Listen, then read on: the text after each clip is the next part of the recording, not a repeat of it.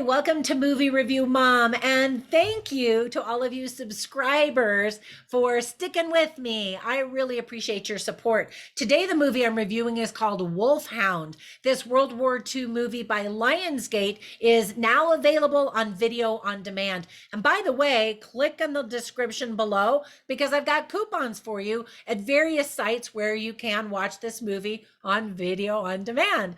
The movie is rated R and is 2 hours and 10 minutes long. I'm going to give you my movie review mom's score first, and then I'm going to tell you why I gave it the grade that I did. All right, you ready? My movie review mom grade is a C+.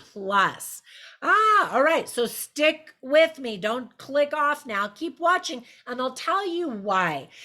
So first, in a nutshell, inspired by the real-life German Special Operations Unit KG-200 that shot down, repaired, and flew Allied aircraft as Trojan horses, Hound takes place in 1944 German-occupied France and follows the daring exploits of Jewish-American fighter pilot Captain David Holden.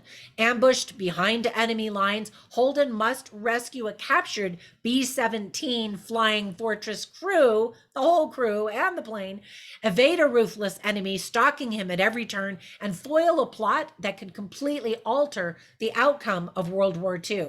Now, this is based on a true story. So let me tell you the list of things that I liked about this movie. Then I'll tell you some of the things I didn't like. I'll give you some tips for parents, themes worth talking about, funny and interesting lines, and then even recommendations for other films that I think that you'll probably like better. But you might really like this one. So the things that I liked are, first of all, there are some beautiful aerial shots and impressive cinematography. The first 25 minutes of the film are exciting and filled with aerial acrobatics in the sky over German-occupied France.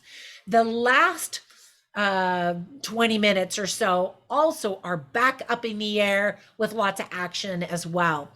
So real World War II period aircraft featured in this film include a Boeing B-17 Flying Fortress bomber, North American P-51 Mustang fighters, submarine Spitfire fighter, Hawker Hurricane fighter, North American B-25 Mitchell bomber, and Messerschmitt Bf-109, which is an Me-109 fighter.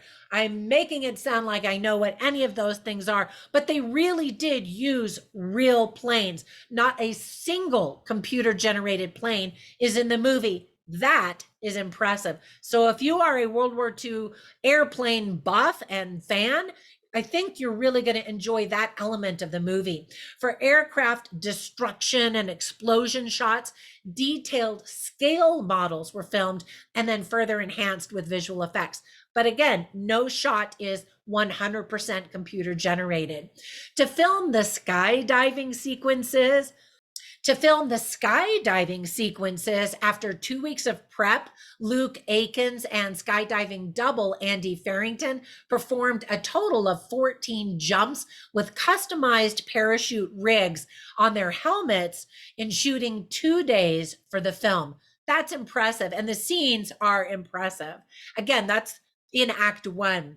And then finally, the handsome and buff cast members include James Maslow, Trevor Donovan, John Turk, Michael Wayne Foster, John Wells, Taylor Novak, Michael Parrish, Brian Heinz, and more. And like I said, they're all handsome, they're all buff. And so, I guess there's eye candy for women.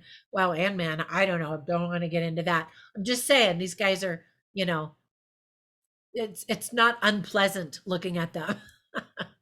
All right, now let me give you the list of things that I didn't like about the movie. First of all, the plot is kind of silly, with basically one American defeating a ton of Nazis and saving the day. Now, this obviously is an American movie, and I know a lot of my subscribers are not American and they're going to roll their eyes, yay, America.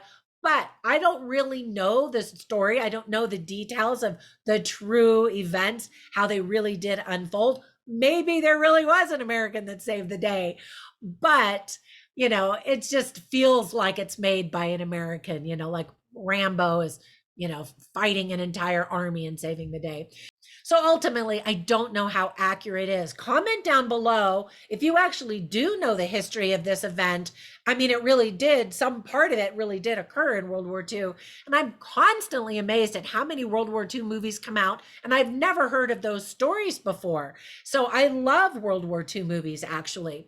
The most compelling moments, unfortunately, of the film are when we're up in the air and watching the dogfights and watching the parachuters and all of that. It's really suspenseful and interesting. And I was like, okay, let's do this.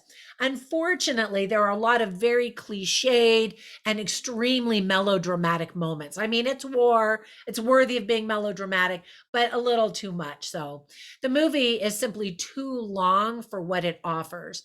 Some of the accents, many of the accents are not very good. And there are a lot of Germans who it seems like it's American actors that are speaking German. It just seems like that. And that's not good. A lot of the characters are one note and paper thin with very clunky dialogue. Most of the dialogue, especially spoken by the Germans, is grumbled through clenched teeth to show how mean and serious they are. And I'm just like, whatever. Okay. We know they're bad. They're Nazis. Some of the action sequences and shootouts aren't very good. For example, the Nazis conveniently jump out to attack the American guy one at a time, rather than how they probably would have done it. But the worst by far was when all the American guys in this crew, they all stand up and they're shooting. And then all the Germans stand up and they're shooting. There's not that much difference between them, and nobody's falling down and dying. I'm like, really? Are they that terrible of shots? I was just like, come on, somebody's got to die here. I mean, eventually some bodies do fall, but I'm just saying. There's some really dumb lines like, oh man, this does not look good. What are we going to do? And another line that is spoken quite a number of times is, no, no, no. The blood on people looks really fake too. It looks and feels very low budget. And I don't know how much money they spent. I'm just saying. Now, let me give you some tips for parents. There are just explosions and destruction, bloody deaths with a very high dead body count. Some German is spoken without subtitles. Torture is seen and heard. Some of the themes that are illustrated well are persistence, patriotism, revenge, World War II, of course. I didn't write down any funny lines because it's a very serious drama. I write down interesting lines on my written review at moviereviewmom.com. So you check out those over there, but I'll share one of them with you right now. It's spoken by Captain Jack Reynolds, who's played by John Wells. And he says, one man can make an impact on this war. And ultimately, that is the theme of the movie. One person can make a difference, just like this one American who saves the day. Maybe I'm giving you a whole spoiler in saying that, but I think the trailer pretty much gives it away as well.